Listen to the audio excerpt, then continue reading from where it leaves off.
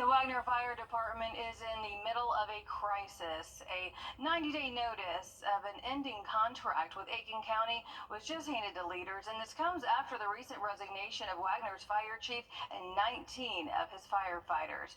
Your Taylor Martin joining us now live at the Wagner Fire Department. She explains that this is not the only time that they've been embroiled in a crisis like this. Taylor?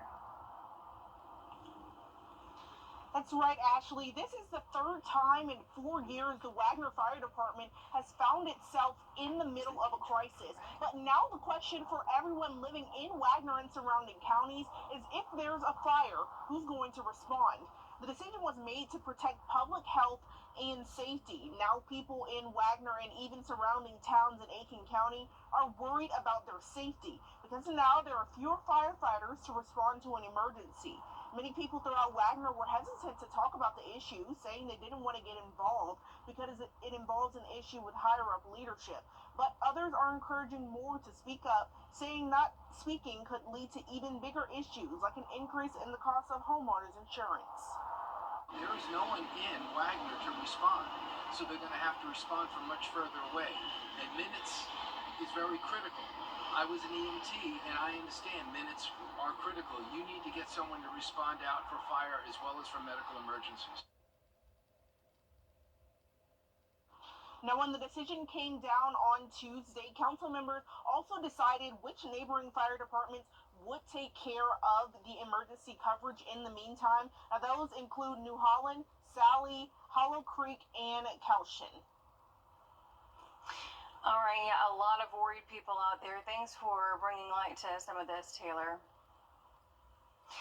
New gruesome details shedding light on the death of a 10-year-old girl in an Aiken County shooting.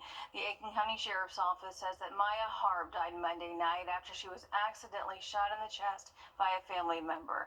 And new details from the Sheriff's Office states that when they got to the scene, her mother was holding her while she was bleeding out. They say that she was unresponsive.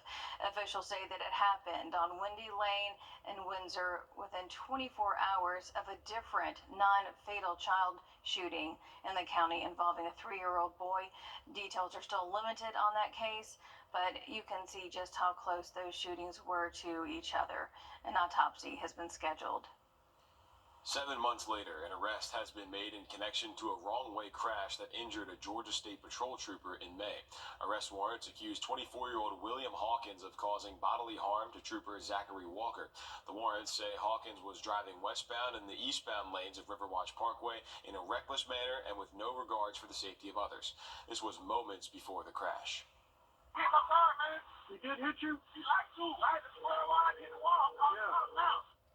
That was a witness calling there. Arrest warrants claim Hawkins hit Walker head-on, breaking multiple bones in his leg and foot. Officials say he did have to undergo surgery. We are now a week away from Thanksgiving, but today is a day to share a meal with those in need. The annual Feast Before the Feast is tonight, and we spoke with organizer Monique Braswell about why this event is so important. We feel like Hurricane Helene has brought even more food insecurity, and that people are hungry. People don't have enough. Braswell says they served more than 5,000 people last year, and they're expecting longer lines. She says they also need some volunteers.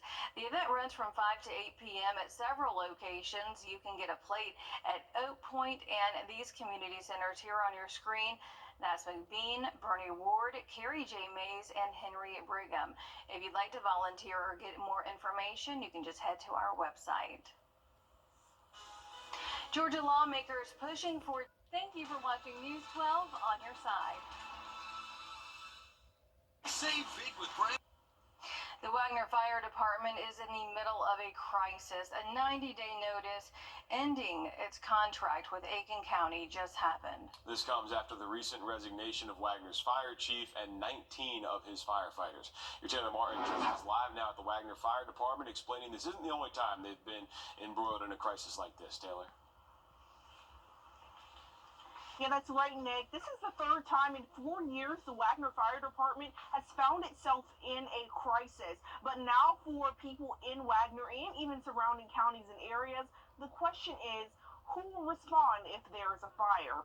The decision was made to protect public health and safety, but now people in Wagner and even surrounding towns in Aiken County are worried about their safety because now there are fewer firefighters to respond to an emergency.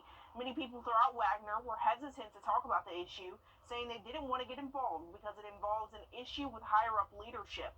But others are encouraging more to speak up, saying not speaking could lead to even bigger issues, like an increase in the cost of homeowners insurance. There is no one in Wagner to respond, so they're going to have to respond from much further away. And minutes is very critical.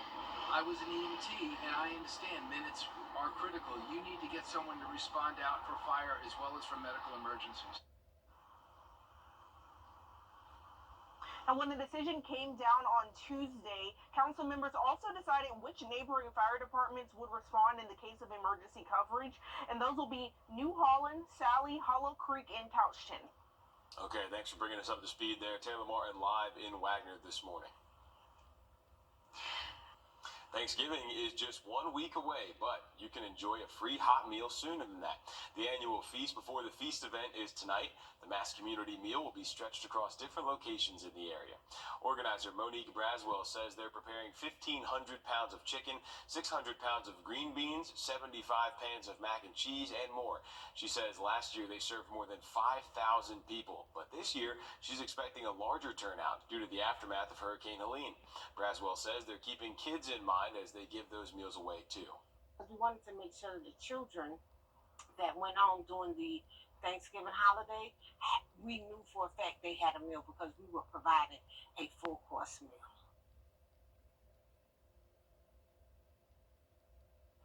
It all kicks off at 5 and goes until 8 or until the food is gone. You can pick up your meal at Henry Brigham, McBean, Gracewood, Bernie Ward, Carrie Mays, and Oak Point Community Centers. And in case you can't make that event, here are some more you can check out this Saturday. The Early Bird Run Giving 5K will kick off at 9 a.m. on Eve Street. It's a fundraiser for the Georgia War Veterans Nursing Home and CSRA Humane Society. Then at 11, you can pick up a turkey from the 6th Annual Community Turkey Giveaway at the Carrie J. Mays Community Center.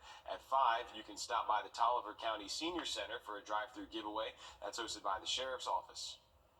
North Augusta's mayor announcing that he is going to be bidding for a second term.